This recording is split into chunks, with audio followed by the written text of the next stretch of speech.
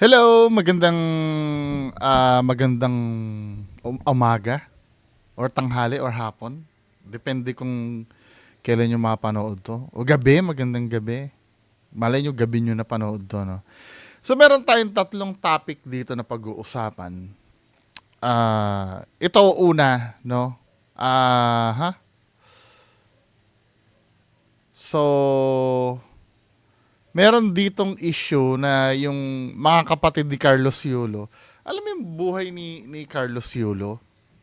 Hindi ko maintindihan kung ano ba talaga yung ano. Sa bagay, ito yung pangit kasi pag inopen mo sa public yung ano yung problem nyo. Sa totoo lang, ito ha, some of you maaring hindi mag-agree sa akin, pero ang punot dulo kasi nito yung magulang eh.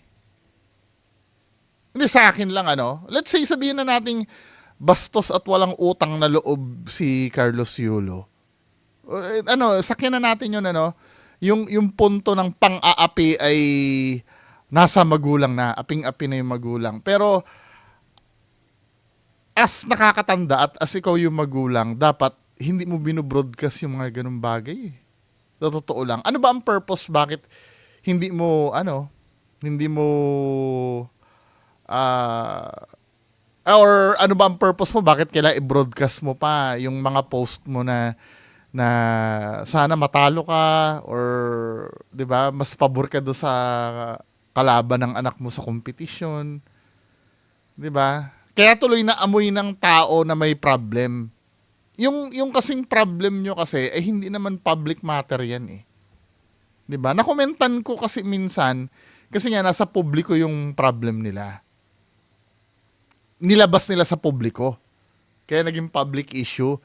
Pero sa totoo lang, hindi naman dapat yung pera, 'di ba? Ilang percentage ng pamilyang Pinoy ang may problema sa pera. Parang halos naman yata lahat, kahit mayayaman, mga mukhang pera din at mga 'di ba? Hindi ko naiintindihan tapos may mga post pa minsan, alam mo yun, yung nagla-live selling ang nanay. Alam mo yun, yung tapos yung isa yung yung tatay ay kumakain ng ano ba yung banana Q. Sari-sari na lang yung pinopost ano. Kaya minsan, 'di ba? Actually yung pagkain ng banana Q na post na nakita ko, 'di ba? Hindi naman pampaawa yon. Kaya lang, nagkakaroon na ng interpretasyon na, hindi kahit ako minsan, halimbawa sa Facebook, kumain ako ng balot, halimbawa sa kanto, pwede naman ako mag-post ng ganun eh. Na wala naman ako ibig sabihin eh. Or halimbawa, bumili ako ng chichirya sa tindahan at kumakain ako ng chichirya. Nagkakaroon kasi ng ng kulay sa isyong nilabas mo. Let's say halimbawa, ganito, may sa akin, may pumukol sa akin ng issue. Halimbawa, si Bungo naghihirap na ngayon, 'di ba? Kasi maraming inaping ghost hunter, nakakarma na, naghihirap na, 'di ba? Ni pagkain hindi na makabili. Halimbawa, may isyong lumabas na ganon. Dahil kumalat yung issue na yon, pag ako halimbawa, may chichirya ako, tapos umupo ako sa public place, 'di ba? Tapos kumain ako ng chichirya at nag-post ako na kumakain ako ng chichirya. For me, wala namang meaning 'yon. 'Di ba? Pero dahil may isyung kumakalat na ako yung naghihirap na, wala akong pambili ng pagkain, sasabihin ng mga tao, yan, nagpapaawa na. Chichirya na lang ang kayang kainin ni Bungo. 'Di ba? Parang gano'n kasi yung nangyayari doon sa tatay. Tapos doon sa live selling nila, malay mo kung talaga namang nagla-live selling naman talaga yung nanay noon pa. Tapos nagkakaroon pa ng issue na, hinahayaan lang ang nanay na mag-live selling. 'Di ba? Kasi ingrato, hindi pinapahalagahan ng nanay. I mean, yung mga problem kasi na ganyan, I'm so sure hindi naman gaganon si Carlos Yulo kung wala naman talaga siyang reason ng sa kanya.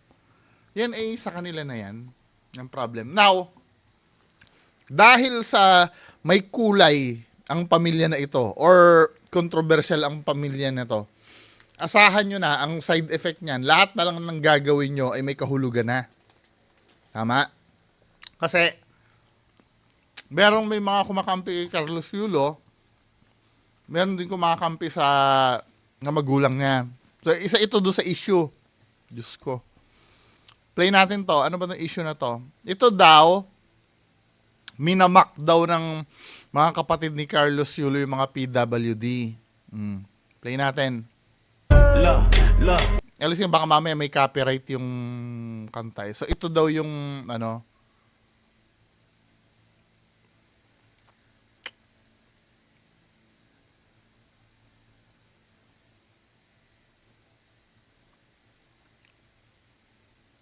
so,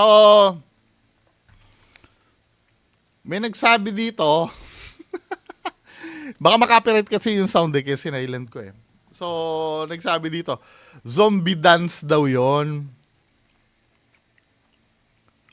Sabi nitong isa, di ba? Sabi naman ng iba, nakaka-offend daw. Excuse me po. Hindi pa ako naligo eh. Sabi nung iba, nakaka-offend daw yan sa mga PWD. Yung pagiging offensive kasi, ano na lang yun eh. Subjective point of view na lang yun eh. I'm so sure kung hindi naman controversial yung pamilya na yan, hindi naman magkakaroon ng issue yan eh. Dahil controversial kasi sila, may kulay na lahat ng gagawin nila. Hindi, kahit ako magganyan-ganyan ako dito, sasabihin nyo ba, iniinsulto ko mga PWD? Hindi naman eh. Di ba? Naghahanap kasi ng pwedeng dito. Bagamat hindi ako, sa part ako ni Carlos Yulo Campe, pero magiging fair naman ako. Nilagyan na lang ng kulay ito. Wala naman issue dito. Ako for me, walang, kahit pa sabihin mong ginagaya niya yung PWD, sa akin kahit PWD siguro, hindi naman may insulto. Depende na lang kung madamdamin, Kaya sinasabi ko depende pa rin sa tao eh. Di ba? Yung mga, napanood nyo ba yung mga pelikula nila Redford White before, yung mga comedy? Nila Babalu? May mga ganyan-ganyan din silang joke nun eh. Di ba? I think na hindi naman pangmamak yan. Kahit pa sabihin mong, kasi ang palusot, zombie dance daw. Pero kahit nasabi mong direct sa PWD, I don't know sa bagay, hindi naman ako PWD para sabihin. Pero as a point of view na, as an audience, yung point of view ko, parang hindi naman sa akin nababasto sa mga PWD. Ewan ko tingnan natin yung feedback ng mga PWD kung na-offend sila dito. Pero walang nangyaring offensive. For me diba? Kaya nga sinasabi ko, subjective yan. Kapag subjective, pwedeng sa akin, wala naman. Pwedeng sa iba, meron. Nagiging fair ako. Hindi ako kampi sa mga to. Sa pamilya, kay Carlos Yulo ako kampi. Pero, para maging fair, for me, wala naman. Diba? Hindi kayo, nakaka-offend ba ito, men? I-replay nga natin. Sa may parang nagkakatuwaan lang sila dyan. Di ba?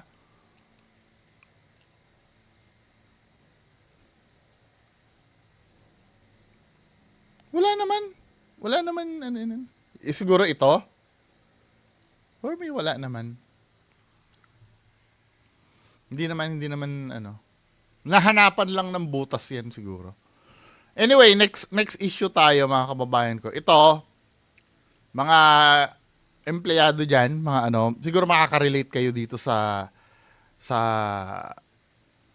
debate ba to na matatawag or may debate ba ito na matatawag or lang. Tingnan natin itong discussion na to. Diba? Ito ay kay Kuya Renan versus Boss Parak daw.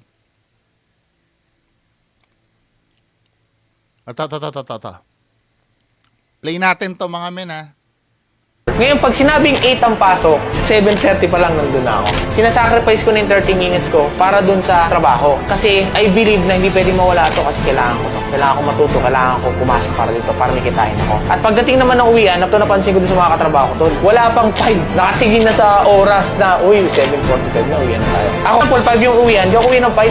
5:15, 5:20, dun mismo yung time na iaalat ko sa kanya. Which is, nagsasacrifice ako pagpasok, nagsasacrifice uli ako pag uwi. Na yung karakter ng isang businessman, nagagawa ko na pala siya before. Na na-apply ko siya sa trabaho ngayon. Well, yung totoo guys, ang ganda ng sinabi. Approve na approve ako dyan, especially from a business owner's point of view. Totoo yun, di ba? Pag business owner ka naman talaga, di ba? Lahat ng oras ibibigay mo dyan. Lahat isasakripisyo mo dyan, especially kung startup business ka pa lang. Tama. Tama yun. Naranasan ko yan. Kahit nga natutulog ka eh. Di ba? Lalo na nung may pharmacy pa ako noon. Kahit natutulog ka, kahit na, minsan nga natutulog, di ba, sa probinsya kasi, walang 24 hours sa drugstore doon dati, doon sa amin. So, ang mangyayari, pag may nangyaring, emergency, pharmacy kami, kakatukin ka talaga niyan dahil ikaw yung business owner, kailangan pagbilhan mo sila. 'Di ba? Yun ang ginagawa namin dati noon nung may pharmacy pa ako. Pag ikaw yung may-ari, ayaw mong masira yung negosyo mo eh. Gagawin mo talaga lahat kahit madaling araw pa yan, kahit na anong oras. Di ba? Kakasimula mo pa lang, tapos sinatry mo pa lang umangat. Hindi pa siya ganun ka-smooth yung takbo ng negosyo mo. Talagang totoo, di ba? Well, hindi naman ako businessman, pero syempre, medyo may maliit na business yung parents ko na ginamit nila sa pagpapalaki tapos sa pag-aaral nila sa amin. So, totoo. Lahat talaga ng oras mo dyan i-invest mo, lahat ng sakripisyo gagawin mo para dyan. Diba? Literal, hindi ka pwedeng magsayang ng oras. Papasok ka ng maaga, lalabas ka ng late. Lahat yun gagawin mo para sa business mo. Lahat yung kaya mong gawin. Kaso ang problema rito, diba? Ang pinupunto niya is, kailangan daw gawin mo na agad, 'di ba? Kahit empleyado ka pa lang, 'di ba? Kahit employee ka pa lang, 'di ba? Kailangan mo na mag-sacrifice. Agahan mo rin yung pagpunta mo para may matutunan ka, 'di ba? Tapos lumabas ka daw ng late. Para daw pag may business ka na pag-aari is pwede mo na siyang gawin, 'di ba? Sanay ka na, 'di ba? Hindi mo na kailangan pag-aralan. Well, doon ako natawa. Parang ang gusto niya sabihin, practicein mo na yung sarili mo na papasok ka na mas maaga kaysa pasok mo, tapos lalabas ka ng late kaysa pasok mo. Kaya sa totoo lang sa mga kapwa ko dyan Pilipino, huwag niyong gagawin to pag empleyado ka sa Pilipinas. Hindi ko sinasabi maging tamad kayo, okay? Sipagan nyo yung mga ginagawa sa buhay, sipagan nyo yung mga grind nyo sa buhay. Pero please lang, wag na wag kayo magbibigay ng dagdag na oras sa kahit kanino kumpanya kung hindi bayad. Nako, sinasabi ko, wag na wag nyong gagawin yan. Unless papamanahan kayo ng kumpanya, sige, gawin nyo yan, di ba? Actually, may totoo sa sinasabi niya eh. Pero yung payuhan mo ang tao na wag niyong gagawin, choice ng tao din kasi yun eh. Paano kung may, halimbawa, depende kasi sa point of view ng tao. Mga kababayan ko, kung halimbawa, magtatrabaho ako dito, ang sinasabi lang kasi nung niraakan niya kasi kanina, ulitin natin parehas naman sila may punto. Ipapaliwanag kasi dumaan ako sa pagkakaroon ng business, dumaan din akong maging empleyado. Diba? Panoorin natin. Wala pang 5. Nakatingin na sa oras na, uy, 7:45 na, uwian na tayo. Ako, 5 yung uwian, di ako uwi ng 5. 5:15, 5:20, dun mismo yung time na iaalat ko sa kanya. Which is, nagsasacrifice ako pagpasok, nagsasacrifice uli ako pag uwi. Na yung karakter ng isang businessman, nagagawa ko na pala siya before. Na na-apply ko siya sa trabaho ngayon. Well, yung totoo guys, ang ganda ng sinabi. Approve na approve ako dyan, especially from a business owner's point of view. Totoo yun, di ba? Pag business owner ka naman talaga, diba? Lahat ng oras ibibigay mo dyan. Lahat isasakripisyo mo dyan. Especially Pabor ka naman pala eh. Hindi naman siguro sinasabi nung nire-reakan mo na wag magpabayad. 'Di ba? Yung sinasabi lang na late ka umuwi mga 15 minutes. Choice mo naman 'yon. May mga time kasi na ganito 'yun men ano. Nung nagtatrabaho ako, hindi ka naman kasi robot na naka-program ka na pagdating ng 5, automatic mag-out ka na. Kasi minsan, halimbawa, may inaasikaso ka pang customer. 'di ba? Nag-i-inquire pa yung customer. Naging saktong pa, iiwanan mo na lang bigla yung customer. Common sense din ang paiirali natin. Naiintindihan kita sa part na yan na wag magpabayad ng, wag mong gagawin ng walang bayad. Kasi minsan nga naman, halimbawa kami, pag 3-day sale, pag 3-day sale or may event do sa OTY kami nun. Wala kaming bayad ng overtime. Dahil nasanay na ang kumpanya na gano'n, na hindi nagbabayad ng overtime, inaabuso na ng kumpanya yan. Hindi naman naaangal yan eh. Kasi ang panakot sa amin nung dati, di umalis ka, marami naman, nag-a-apply dyan, na papalit sa'yo, maraming walang trabaho, na pwede namin bigyan. Siyempre, dahil may ganong mentality, naaabuso kasi yan. Tama ka rin naman. Wala ka naman mali doon sinabi mo. Kaya lang, yung sasabihin mo na wag niyong gagawin, may mga tao kasi na nagtatrabaho. Let's say ganito, balang araw, magtayo ako ng sarili kong gasolinahan. Para hindi ako mukhang tanga na papasok ako sa paggagasolinahan, kailangan ko ng training grounds. Ang sinasabi kasi ni Kuya, mentality yon ng may pangarap na balang araw, tatayo din siya ng negosyo. Kaya ang pinapayo niya, let's say halimbawa, kung yung pinapasukan mo ngayon ay, let's say, nagtatrabaho ka sa restaurant, isa kang crew sa restaurant.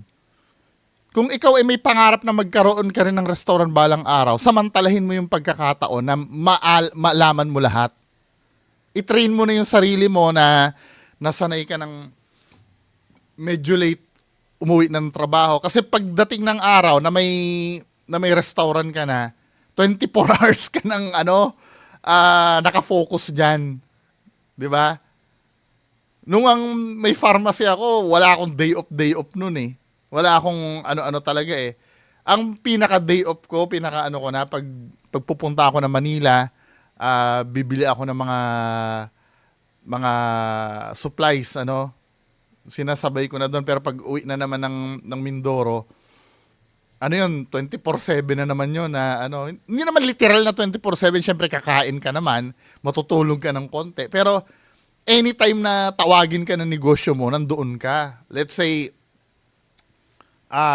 katulad ng sinabi ko, gabi, kakatukin ka, may bibili ng gamot. Kasi walang 24 hours na drugstore nung time ko eh.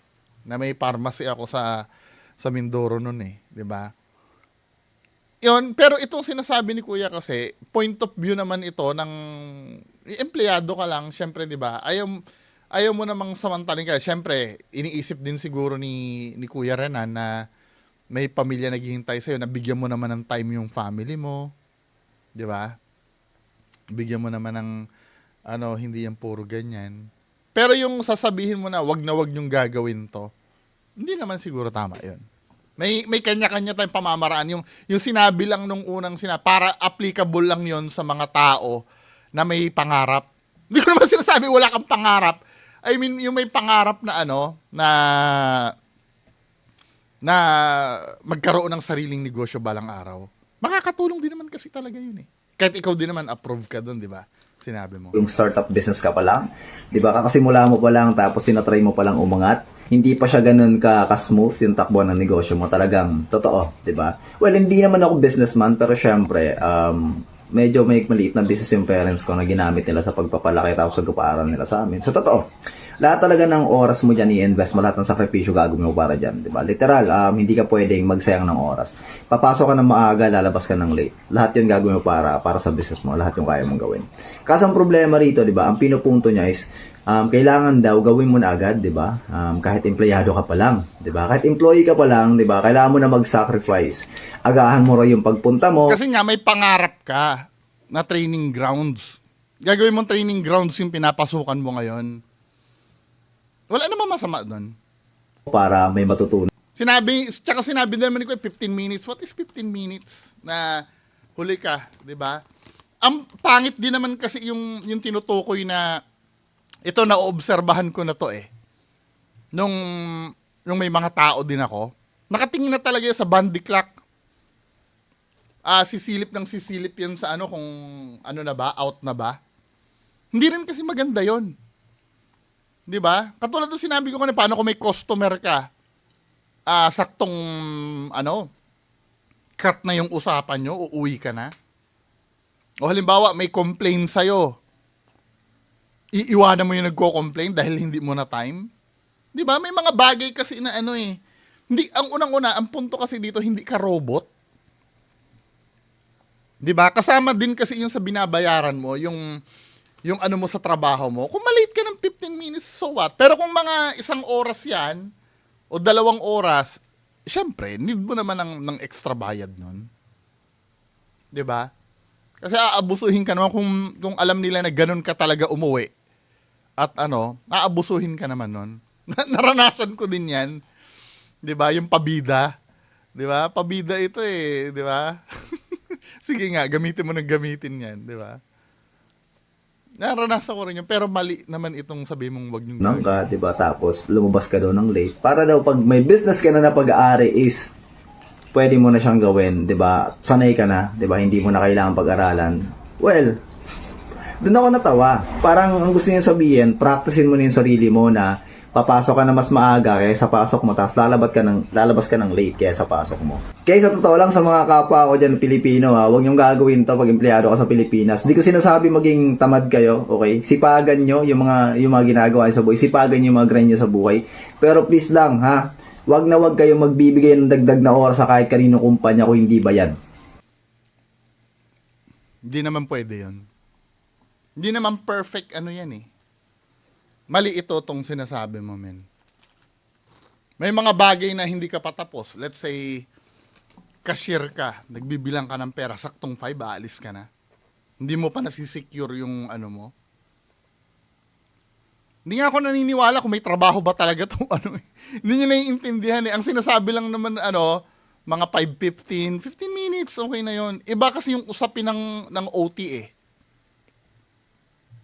Iba naman kasi yung usapin nun. Ito ang sinasabi lang nung isa, pumasok ka na maaga para hindi ka siguro late.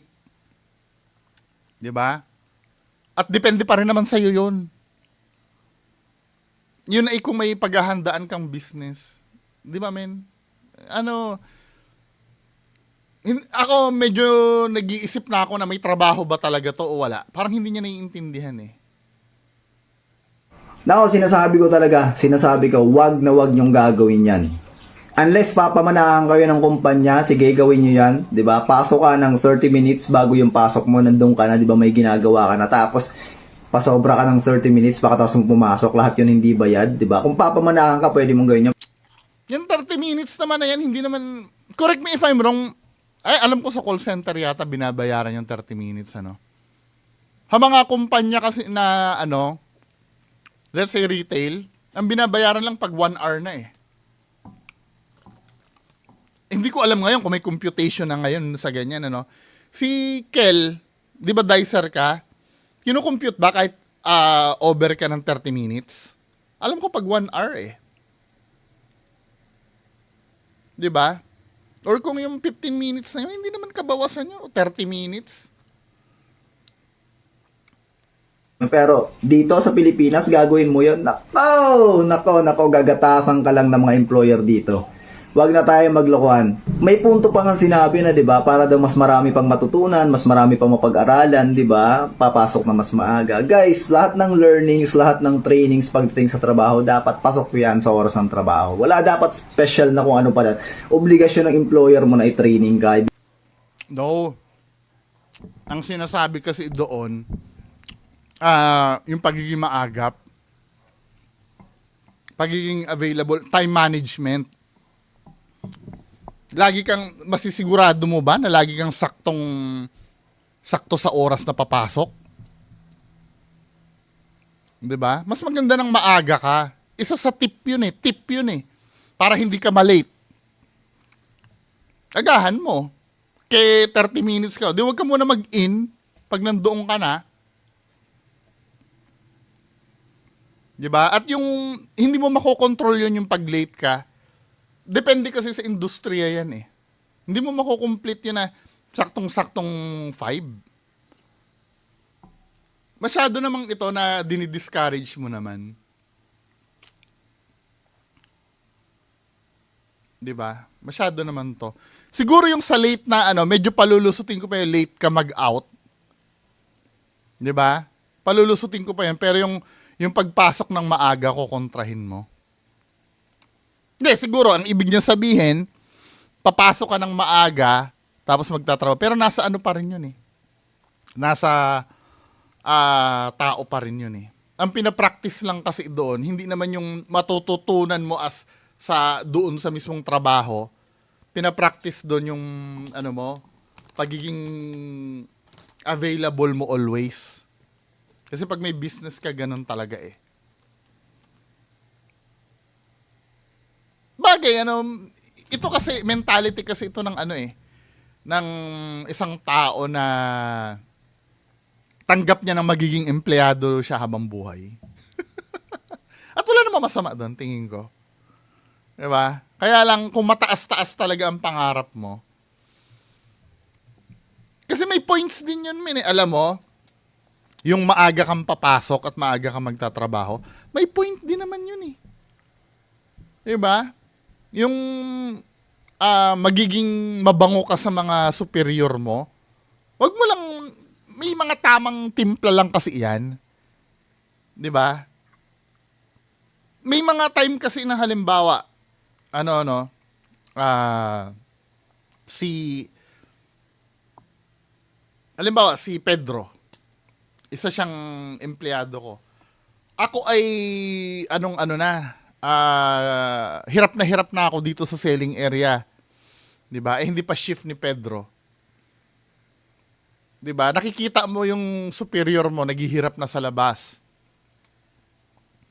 Wala nang ang teaching ni Kuya Renan, kapag hindi mo pa oras, 'di ba? Huwag kang papasok. Nasa judgment mo na at sa pakikisama yun eh. Na ayoko mahirapan yung mga kasamahan ko nasa labas dahil sobrang dami ng tao. Papasok na lang ako na maaga para matulungan ko sila. Isa yun sa matututunan mo yung pakikisama. Kasi sinasabi ko sa'yo, pag ikaw ay naging boss at may ganyan kang empleyado, na kahit hirap na, di ba? Naiintindihan niyo ibig sabihin kung saan ako nanggagaling? Kasi ang settings ko talaga retail, madugo sa retail. Ang retail kasi, face to face sa customer yan eh. Lalo na pag peak season, pag sobrang dami ng tao. 'Di ba? Nakakabwisit yun, men. Halimbawa, kailangan na namin ng backup.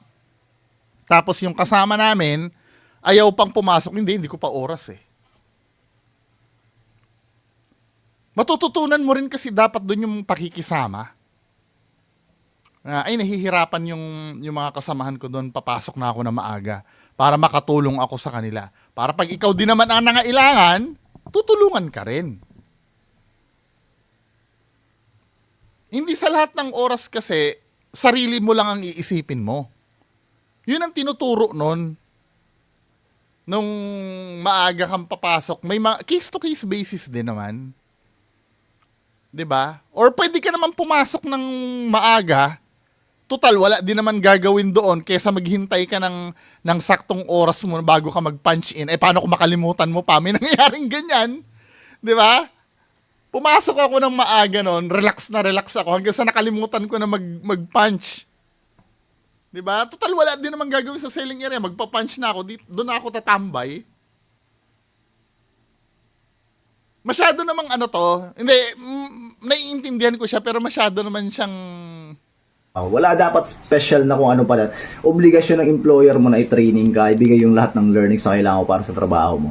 And wag natin kakalimutan, di ba? Pag sinasabi kasi nilang kailangan daw magsakripisyo, di ba? Bilang isang empleyado para sa business na pinagtatrabahuhan mo.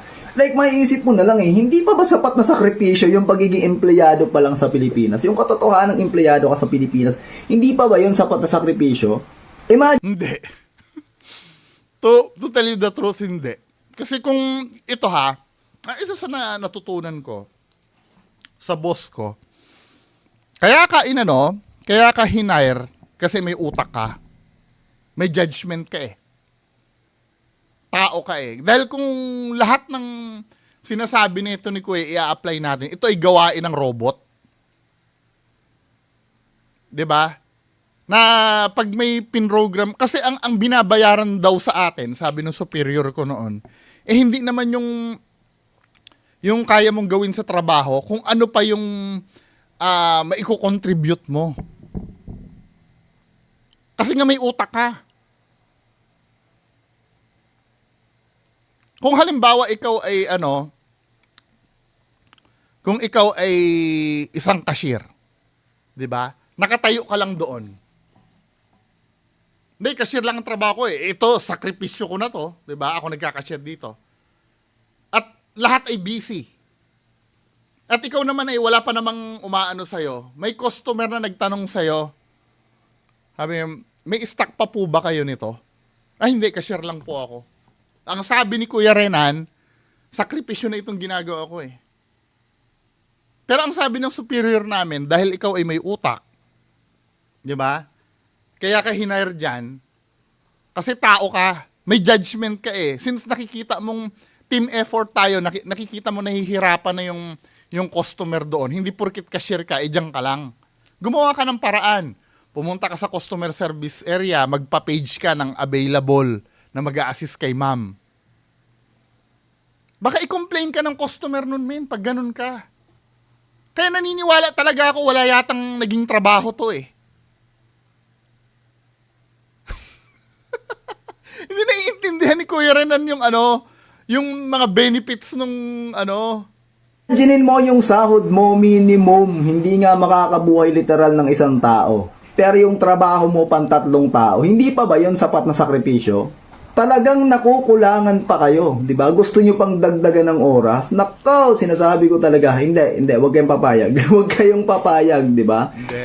Hindi mo naiintindihan eh. Unless na maging lehitimong empleyado to. At unless na maging superior ka.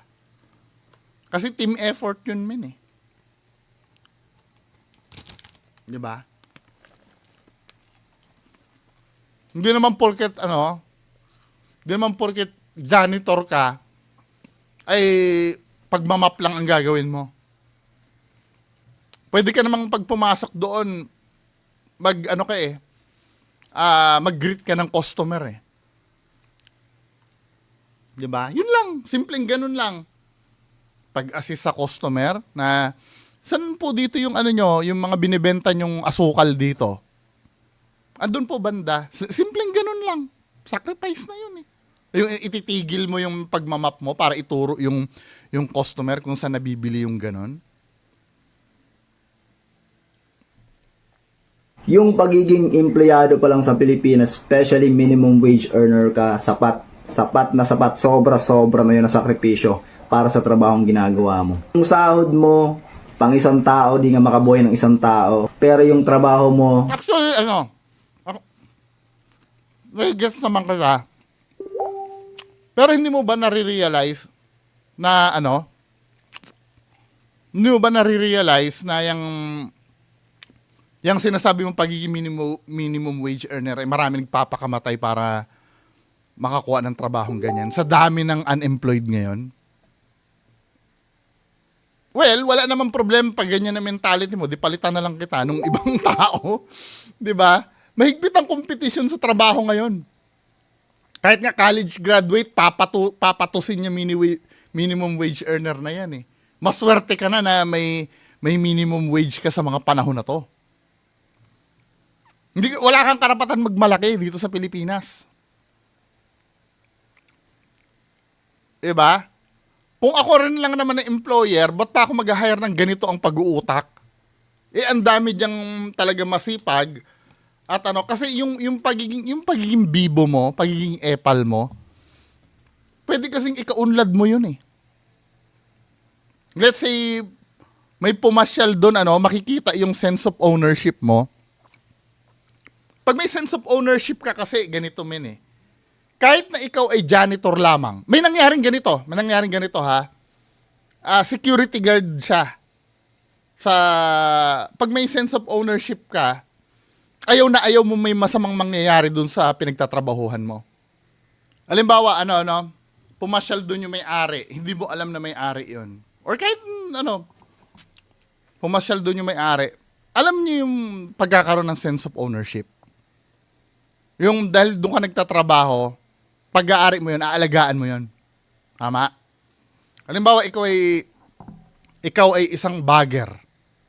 Ang trabaho mo lang naman mag-bag eh. Di ba? Hindi mo trabaho maglinis. Kasi ang job description mo, mag-bag ng ng mga pinamili. Doon ka lang.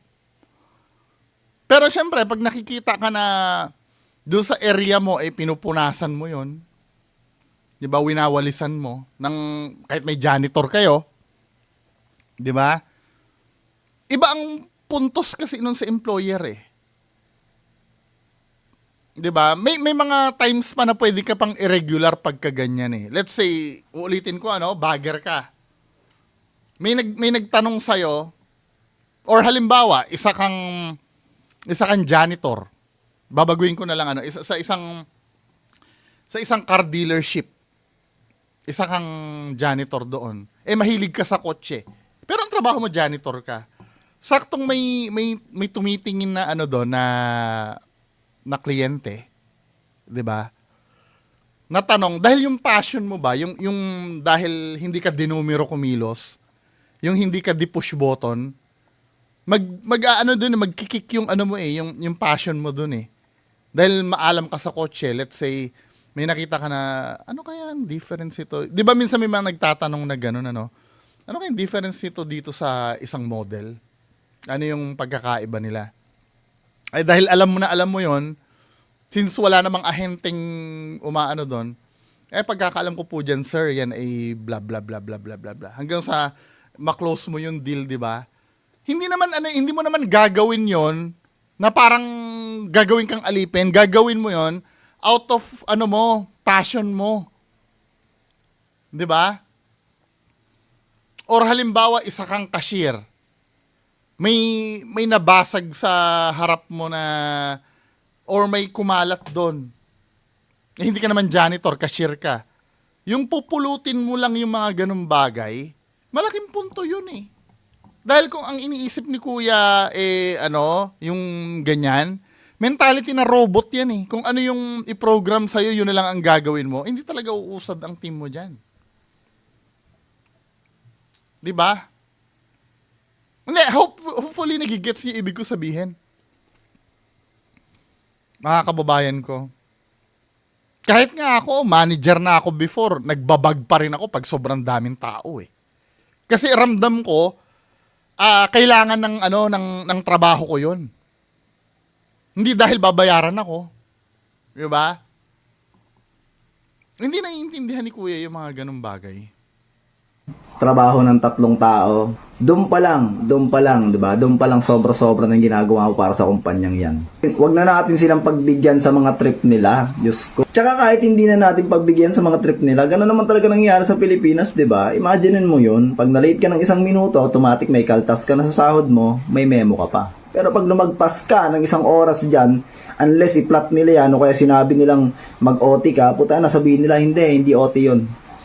OTTY 'yun. Ewan ko ba dito sa ibang business owners na nagtatry mag-motivate ng ibang tao, di ba? Wala naman akong problema, di ba? Sa business owners. No, may problem ka, may nasasabi ka eh.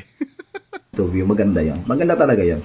Pero kung sasabihin nyo sa isang tao na putang ina habang empleyado ka palang practicein mo na, saka na. Wala ang problem.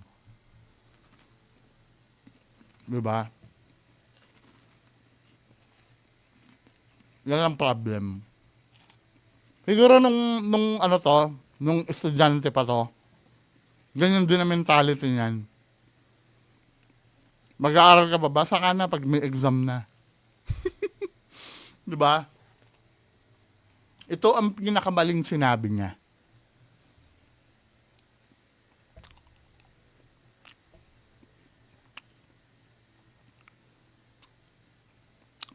Ito ang pinakamaling sinabi niya. Saka na pag business owner na rin ako. Pag business owner ka, saka mo na gawin yon. Pero habang empleyado ka pa lang, magtrabaho ka ng naaayon sa bayad sa'yo. Magtrabaho ka kung ano yung nakalagay sa kontrata mo. Nakalagay sa kontrata mo, Ito yung babayaran sa'yo sa 8 hours of work mo, tapos ang usapan. Sipagan mo doon sa loob ng time frame na yon, pero pagkatapos, unless babayaran ka nila ng dagdag, then no thank you na lang. So yun lang naman. Hirap talaga may empleyado sa Pilipinas, no?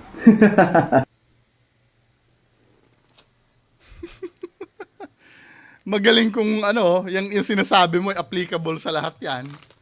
Ako, kung ganyan ang sagot sa akin, halimbawa makikiusap ako, pwede ka bang mag-extend kahit na 30 minutes kasi wala tayong tao? Tapos, ayaw, tatanggalin kita. Sa totoo lang. Hindi man kita matanggal sa due process, aabangan na kita. Kung ilan ang late mo, doon kita dadaanin. Babantayan ko na yung late mo. Kasi may mga ganyan may mga nakakabwisit na na empleyado na gustong-gusto mong tanggalin, kaya lang wala kang makitang grounds. Ang ginagawa ko noon, pinapamarkahan ko sa guardian, bilangin mo kung ilan ang late niyan. At sa late niyan, doon natin siya titirahin, doon tayo mag-due process. Kasi may pinirmahan kang contract Pagka 3 consecutive late ka, suspension ka noon. Pag naulit pa uli, di ba? Termination na. Kahit na wala pang doon, marami na nangyari sa akin ganyan.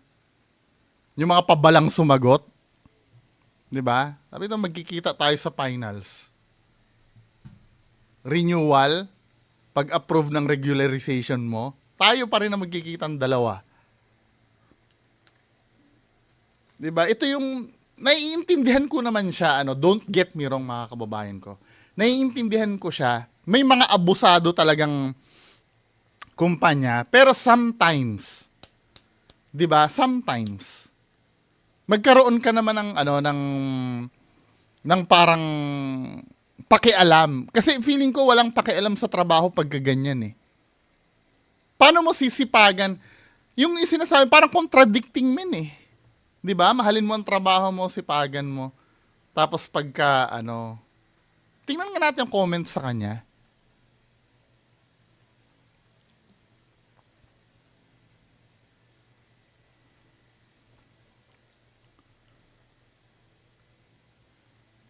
Oo, maraming kontra sa kanya.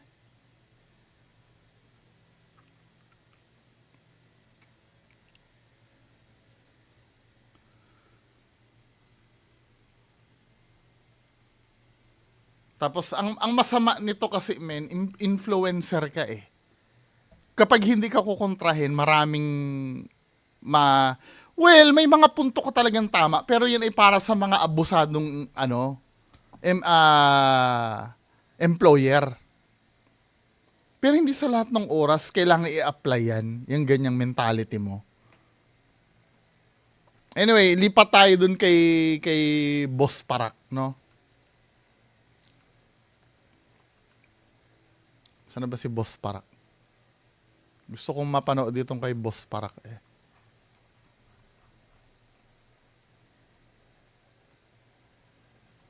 So, ito. Na itong si Kuya Renan, pinapabulaanan niya. Si Kuya Renan, ito yung mga typical na tao na mga tingin ko is kung magiging empleyado mo, ungrateful siya, parang sinasabi niya lang kagaguhan yung mga yon. Huwag daw magpauto, ewan niya daw sa mga business owners na to, parang inuuto daw yung mga employees. Hindi ko kunu-question kung ano man yung narating ni Kuya Renan. Hindi po kami nasa point ng buhay namin na parang i-please lahat ng tao.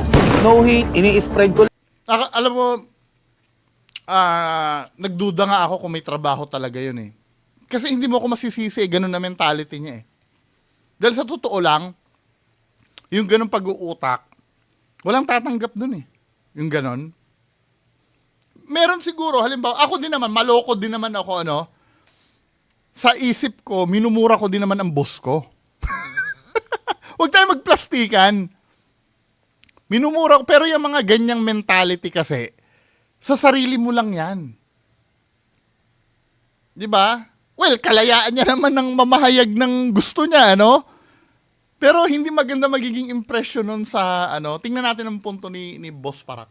Lang po yung mga tingin ko na tama, na bilang ako is kung ano yung na-experience ko, yun po yung sinasabi ko. Walk the talk, ika nga. Sa lahat ng nakikinig, kayo po magdidesisyon ngayon kung sino po ipapakinggan nyo. Gusto nyo bang maging si Kuya Renan o gusto nyo yung maging business owners na ibang mga nakikita nyo dito ngayon sa social media? So ayan, meron na naman tayo napanood na video galing kay Kuya Renan na nilabas niya na reaction video tungkol doon kay Sir Alex na secret shop, no? Isang negosyante rin na nagsishare ng mga nalalaman niya tungkol sa business, shinare niya kung paano yung mindset niya bilang empleyado, na itong si Kuya Renan pinapabulaanan niya. So ako, naging empleyado rin ako, kahit paano meron na negosyo, kumikita na kahit paano, sapat na kailangan. Ito ang pakinggan nyo. Ang kinokontra ni Boss Renan, isang negosyanteng successful. Si Boss Renan, Kuya Renan ba? Tama. Kuya Renan, sorry. Sorry po. 'Di ba? Si Kuya Renan, niya? Iko-cold reading ko si Kuya Renan. Ayoko husgahan, baka mamaya bigatin din ito eh. Bigatin ba to?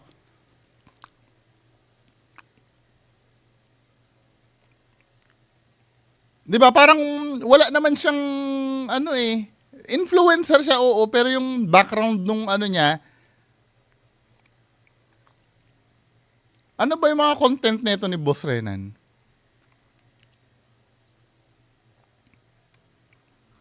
Parang wala rin siyang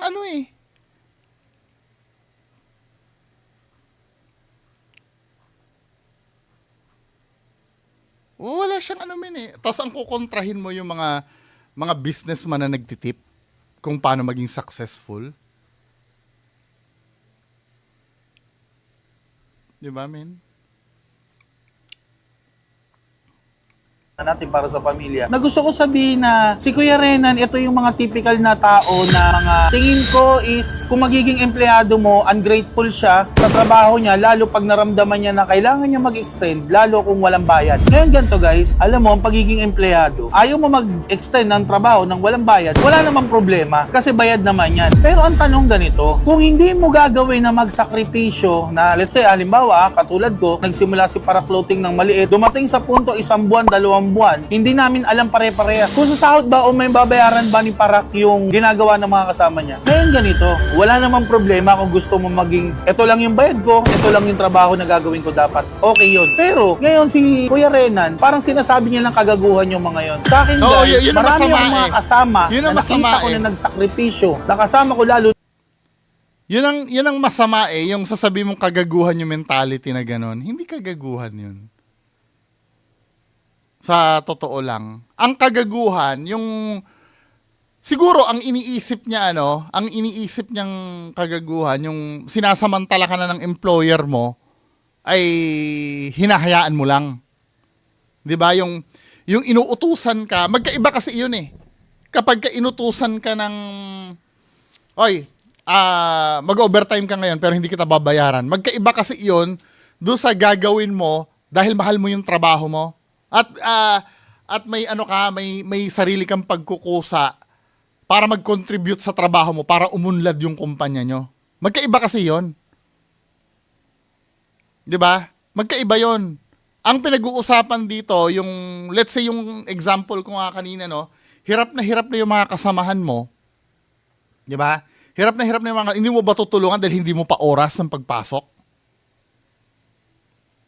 'Di ba? Hindi ka naman Ang tinatanong din yung pagkusa mo. Yun ay advice galing sa mga successful na tao.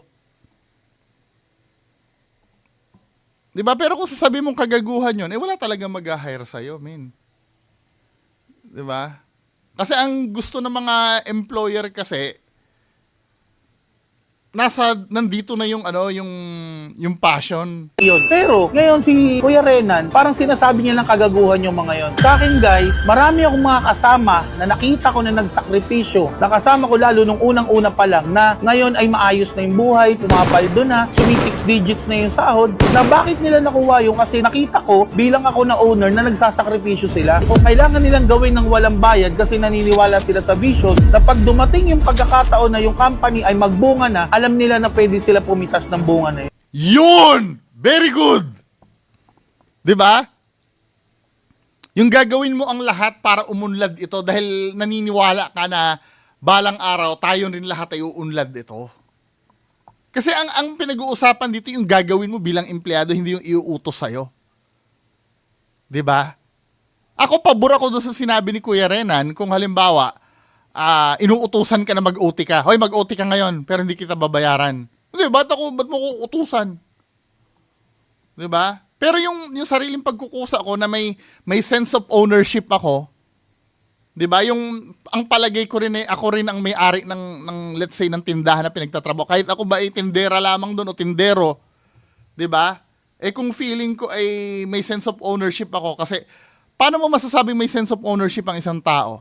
Kapag hindi bumibenta yung pwesto, kahit na hindi ikaw may-ari no, nasasaktan ka. Kapag ka yung tindahan mo ay binababoy, nasasaktan ka rin. 'Di ba? Kapag yung tindahan mo ay binaha, nasasaktan ka rin doon. Mamumroblema ka rin. Kapag ang tindahan mo ay nasunog, mamumroblema ka rin. Pero kung wala kang sense of ownership, lahat yan, wala kang pakialam, basta sumisweldo ka. Di ba? At pag may sense of ownership ka, doon papasok yung sakripisyo na tinatawag. Na, naku, yung kasamahan ko, malilate daw ngayon. Di ba? Or maagang uuwi kasi may sakit yung anak. Pero dahil ikaw ay may sense of ownership, ayaw mong mga moti yung tindahan na pinapasukan mo, papasok ka na maaga kahit wala kang bayad. 'Di ba? Dahil ayaw mong mag-fail yung kumpanya na pinapasukan mo. Sa akin, walang problema bilang business owner na ngayon, na dating empleyado rin, na kung makukulong tayo sa ganong mindset, guys, maniwala kayo, mahirapan kayong umangat o makaahon. Totoo Tama yung sinabi ni Sir Alex na bilang empleyado siya dati, na ginagawa niya, na nagsasakripisyo dahil ginagawa ko rin yun. Na ngayon, na marami na akong kasama na nagsasakripisyo dati, na ngayon, okay na yung kinikita nila per month o monetary na nakukuha nila. Like yung isang partner na ngayon na recently, si Jolo, na part owner na rin siya ng Bulacan branch, na hindi ko yun binigay sa kanya dahil meron siyang pera. Binigay ko yun kasi kasama ka sa nagsakripisyo at kaya mo gawin yung trabaho, kaya makukuha mo tong earnings na ganito ngayon. Na gusto ko sabihin, guys, na if ever na may makita kayo ng mga may-ari na may vision at hindi madamot sa tao, Ikaw ang guys, unang mag-all out kukunin. kayo. Kasi malaking factor na Oo, ikaw yung unang kukunin dahil nakikita nila sa inyo yung pagkakaroon ng Kausap sense niyo. of ownership. Na balang araw, nakikita ko dito hindi niya pababayaan yung negosyo ko. Minsan may nangyayaring ganyan, kesa anak ang kinukuha, empleyado ang kinukuha. Kasi yung negosyo na yan, hindi biro ang ginugol dyan ng may-ari para ma-establish yan Siyempre ang kukunin niyan yung may pake dun sa pinaghirapan niya. Nangyayari yan mga men, mismong anak hindi doon binibigay yung negosyo, doon sa empleyado. 'Di ba? nakikita niya. Nakikita mismo na may-ari kung ano yung mga sinasakripisyo nyo. Na pati yung sinasabi ni Kuya Renan na parang wag daw magpauto, ewan niya daw sa mga business owners na to, parang inuuto daw yung mga employees. Wala namang problema Kami na bilang content creator na nag-share ng experience namin sa pagiging employee at na ngayon naging negosyante na, walang problema kahit hindi kayo maniwala sa amin. Wala yung problema. Ang katwiran namin, ang unang magbe-benefit ng malaki na pwedeng makuha dito sa company na pinaghihirapan natin is yung mga tao na kayang nagsakripisyo din nung nagsisimula. Yung mga tao na naniniwala sa vision noong mga panahong walang-wala pa yung company. Bilang si Kuya Renan, Yes, may mga time kasi na gano'n na walang-wala pa yung kumpanya Pero dahil ikaw ay mahal mo yung trabaho, nakikita mo yung potential ng trabaho, nung kumpanya. 'Di ba? Ngayon kung nandun ka lang para sumweldo ka lang ng kinsena sa katapusan, hindi mo maiintindihan yung mga yon. Yung mga ganung bagay. sa lahat ng mga nakakapanood, maraming mga content creator na nagbibigay ng opinion nila at walang mali dyan. Bilang tagapakinig, tayo ngayon ang mamimili kung sino papakinggan natin. Kung gusto natin pakinggan si Kuya Renan, walang problema. Ang tanong, gusto mo bang maging si Kuya Renan? Kung ano ba yung naabot niya ngayon sa buhay niya, gusto mo ring makuha. Hindi ko kino-question kung ano man yung narating ni Kuya Renan. Kung yun yung perception level ng utak niya na bilang employee at bilang negosyante, hindi natin para pilitin ibahin yung mindset niya, walang problema doon. Ang sa akin lang, pakinggan nyo o makinig kayo sa mga influencer na gusto nyo maging. Sinishare ng mga influencer na to, lalo ng mga dating employee na nagkaroon ng maliit na negosyo, kung ano yung naranasan nila. Kung gusto nyo maging si Kuya Renan ang pakinggan natin. Kung Kung gusto nyo maging yung influencer na pinapakinggan nyo, kasi ito yung ina-advise nila, yun ang sundin nyo. In the end of the day, kaming mga influencer guys, nagsishare kami ng knowledge, nagbibigay kami ng information, nagbibigay kami ng tips, paano natin mapaayos or madagdagan yung income natin. Kung hindi Ang ganda maniniwala niya yung tagapakinig namin, wala pong problema. Ang galing niya magsalita, na oo nga naman, hindi niya pinagbabawalan yung mga tao. Pero mamili kayo kung gusto nyo maging ganito ang buhay. Ito yung pakinggan nyo. Kung gusto mo yung mga successful na negosyante, yun ang pakinggan nyo. Di ba? Matalino to si boss para kahit chubby-chubby siya, namin na para i-please lahat ng tao. Kasi tanggap po namin na iba-ibang perception level ng tao na wala tayong magagawa kung yun lang yung abot ng isip nila. Hindi po ako galit kay Kuya Renan. Kaya ako po ito ginawa tong video na to, baka sakali ma-save doon sa mga tao na sinusuportahan yung paniniwala ni Kuya Renan na dapat ganun lang, dapat ganito lang. Kung darating tayo sa punto na makikinig tayo kay Kuya Renan, tingnan na lang po natin si Kuya Renan kung ano po yung narating niya ngayon o kung ano po yung ginagawa niya ngayon, malamang sa malamang, yun din po yung maabot natin. No hate, ini-spread ko lang. Subtle yung banat, no? 'Di ba? Subtle yung banat. Well, may punto din naman ito, ha.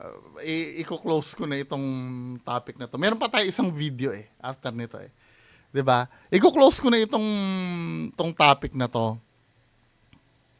Tama yung sinabi ni Boss Para, kung sino na lang yung trip nyong sundin nyo na lang. Pero ako talaga, dahil naranasan kong mag-manage at doon ako sa mga successful na businessman.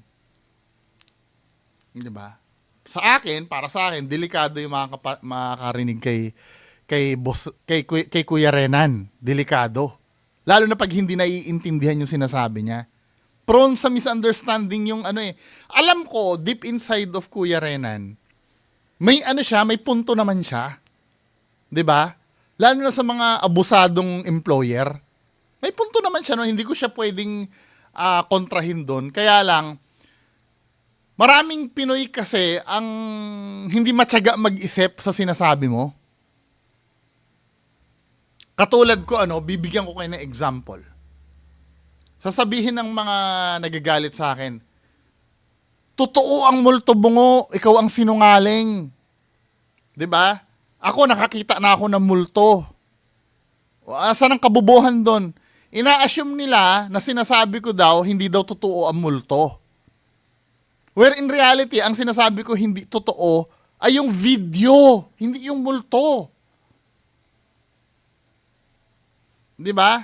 Ganon kasi ang takbo ng isip ng tao. Bagamat may point doon sa sinasabi ni Kuya Renan, delikado yun pagka ang nakarinig doon, kapos ang pag-iisip.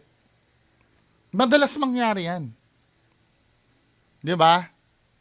Pero ngayon, sige, bahala kayo kung sino ako. Kung ako, mas lamang yung mas lamang yung negative ng dating sa akin kay Kuya Renan Although may positive pero Well, next issue tayo, ito naman kay Diwata. 'Di ba? Ito naman kay Diwata to. Ito, sa pagiging empleyado din. Paliwanag ako, kuya, kasi kami dito trabahante din. Nagpapaliwanag kami ng maayos.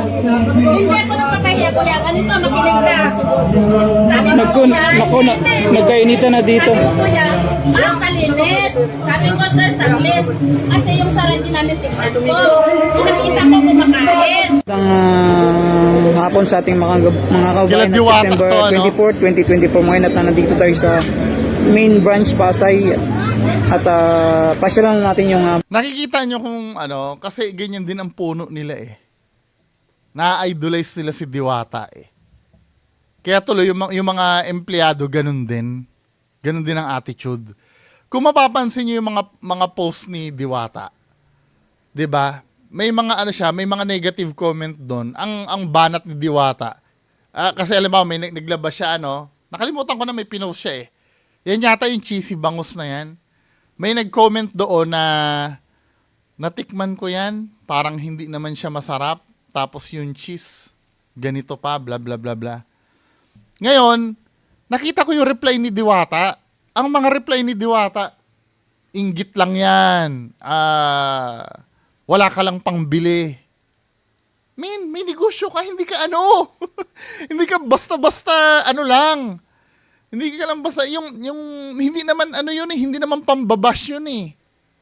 Ako, tinitake ko yun as criticism, di ba? Hindi pambabash yun. Parang, nasanay kasi si Diwata na lagi siyang pinupuri. Doon siya na overdose. Kaya pag may criticism na binibigay na sa kanya, ano niya na, tapos yun din ang na-adapt ng mga empleyado niya, tinan nyo to ha, banda rito, ito yung main topic eh. Dalawang isabaw, pipata, alakas mamumulutan, dito na kayo bumili ng pulutan. Ako parang hindi ko kayang kainin yan, yung nakikita yung muka. Diba? Pangpulutan yan. Sarap. Saka ba't parang walang pisngi? Ito yung seek enjoy. Doon tayo sa may nagko-complain. Ito yung ano, yun. KC Big Bangos Overload. $3.99, good for 2 person. Unlimited rice, unlimited sabaw, 2 drinks lang kasama. Parang mahal niya sa $3.99, bangus. Anyway. Bagong menu yan ni Diwata. Ito yung mga price list ng mga pata, crispy pata ulo. Crispy Pata Overload, $499? Di ba dati $3.99 lang yan? Or $3.50 nga yata dati yan eh. Nung unang inano niya, ba't ang mahal? $4.99. Ayan mga bayan. So, ayan, at may artistang kumakanta dito. Ang daming tao. Itong bangos pag ano.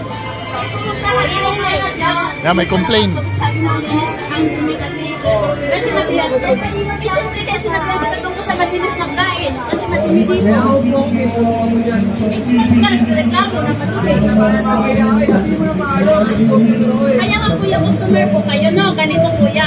Sabi ko, hindi, napapaliwanag ako kuya. Kasi Yan na, wag mong gagawin yung kakatin mo yung customer pag nagko-complain. Naiintindihan ko dito, umupo si kuya, ang sabi niyang ganon, tamo ha, i-dissect natin yung problem nito ha. Itong bangos pag ano. sunod ko lang pagtubig. Sabi ng linis na ang dumi kasi. Kasi sinabihan ko. Eh, siyempre kasi sinabihan ko tatlong ko sa malinis magkain. Ang sabi, umupo kasi si kuya dyan. Pag upo ni kuya, madumi. 'Di ba? Nakisuyo si kuya na, ate, pwede ba palinisin to? Ang sagot ni ate, di doon ka umupo sa malinis. No! Diyan ang gustong pwesto ng customer eh. 'Di ba? Sa mga restaurant owner, kung wala namang bawal dyan sa lamesa na yan, ang lagi nyo iisipin, kayo yung nasa service. 'Di ba? Kayo ang nasa service. Lagi nyo iisipin, kung hindi naman bawal yung nire-request ng customer, ay sundin nyo na. Katulad yan, gusto ni customer na dyan umupo, madumi dyan, ano? Tapos hindi, doon na lang kayo sa malinis. Hindi pwede. Diyan niya gustong umupo eh. Part yan ng service nyo. Hindi naman bawal yon. 'Di ba? Now, nagkaroon na ng problem, ano? Yes, sabihin na natin, hindi tayo perfecto, nagkamali. Ito ang wag na wag mong gagawin. Kasi madumi dito. Eh, kung ka nagreklamo na madumi. Kaya nga kuya, customer po kayo, no? Ganito kuya. Sabi ko, hindi, napapaliwanag ako. No, yan ang wag mong gagawin, yung kakatin mo ang customer pag nagsasalita.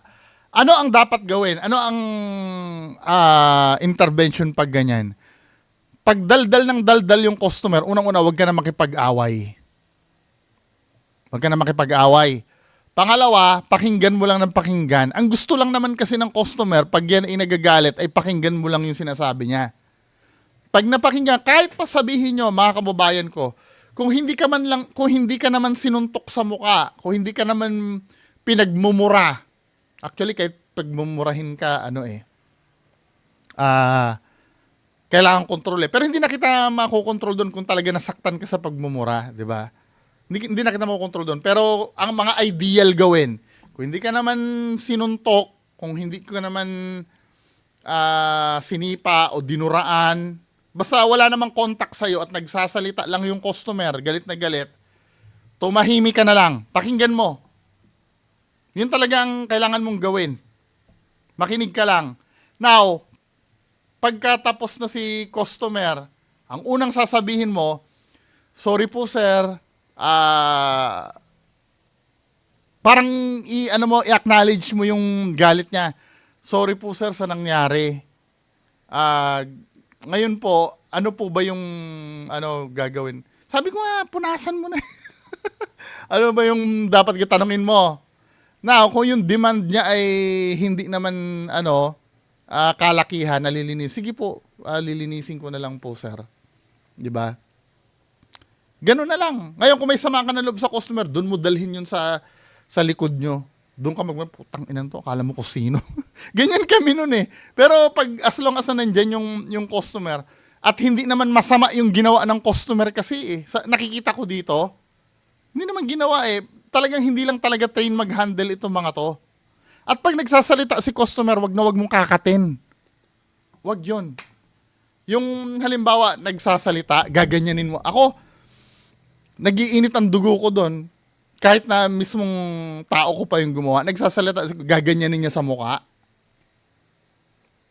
Wag niyong gagawin yun, men. Or halimbawa, yung tatabunan mo yung sinasabi ng customer. Kasi yung mga customer, basically, boss natin yan eh. Sa ayaw at sa gusto mo, boss natin yung mga yan. Kung pasok sila doon sa pwede nating ipaglingkod sa kanila. Kasi hindi naman nawawala yan eh. Yung mga nagko-complain na customer, hindi nawawala yan. Kahit na sobrang babaw ng complain, hindi nawawala yan. 'Di ba? Ang pwedeng mawala, trabaho natin. O yung negosyo natin. Pero yung mga customer na ganyan, hindi mo pwede kasing piliin ang customer mo eh. Kung hindi ka rin lang naman sinuntok o sinipa o dinuraan, manahimik ka lang. 'Di ba? Ngayon, kung minura ka, depende na sa'yo yun kung kaya mong tanggapin. Hindi naman kita masisisi kung hindi mo matanggap. Pero kung mga ganyan lang, na tumaas lang naman ang boses, dahil may gusto lang siyang, kaya naman tumataas ang boses niya dahil dumadaldal ka rin eh. Ako dyan, on the spot, tatanggalin ko yan eh. Walang lugar sa akin yung ganyang kahit pa sabihin mong si customer ang mali dyan. Kuya, kasi kami dito trabahante din. Nagpapaliwanag kami ng maayos. Hindi ako nagpapahiya, kuya. Ganito, makinig ka. Sabi mo, kuya. Makinig ka. Nagkainitan na dito. Sabi mo, kuya, kalinis. Sabi ko, sir, saglit. Kasi yung sarili namin tignan ko. Nakita ko kumakain. Ngayon, sabi mo sa akin, saan yung tubig? Hindi, para tama tayo, kuya, para sa tama lang. Kasi siyempre, kauhan kami. Ngayon, sabi mo saan yung tubig? Sabi ko, doon yung jug. Ngayon, nagsumunod mo ng tubig. Sumunod ka. Hindi, kuya, makinig ka. Hindi pwede. Hindi pwede kasi nagreklamo siya eh. It's a no-no. Kahit kailan hindi makikinig sa'yo ang customer. Ikaw, trabaho mo ang makinig sa customer, hindi ikaw ang pakikinggan ng customer. That's a no-no. Walang customer ang tatanggap ng pagkakamali niya. Maniwala kayo sa akin. Kaya sa una pa lang talo ka na. Kaya ikaw pa ang tama dyan, talo ka na sa una pa lang. Pagpunta niya doon, sabi niya, ang dumi kasi, kaya sabi ko, huwag ka na lang makain sa malinis, diba sabi ko? Okay na. Mapaliwanag ko kami. Kaya sinabi ko yung sama ng loob ko na sinabi Hindi pa tumigil si ate eh. Nag-okay na nga eh. Anyway, di ba? madumi yung aming nasa. Tapos ito pa, wag ito yung magkukumpulan kayo dyan. Ang mafe-feel kasi ng customer nito pagkakaisahan mo siya eh. Bakit ka sumunod sa akin sa dyan mo ako na madumi yung lamesa?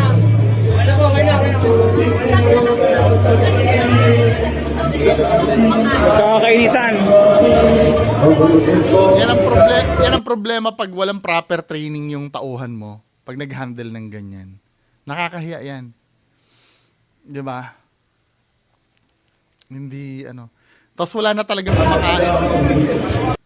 Dinudumog daw. Asan ang dumog dyan?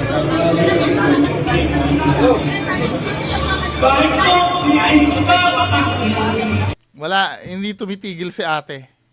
Hindi, kayo, anong tingin nyo doon mga kababayan ko? Ganyan na ba ang magiging quality ng diwata? Hindi tatagal yan pagka ganyan. Hindi yan tatagal. Diba? Yung Jollibee may training sa ganyan eh. Sasabihin naman, di si Jollibee kayo kumain. No! Celebrity yung may-ari ng ano nyo eh.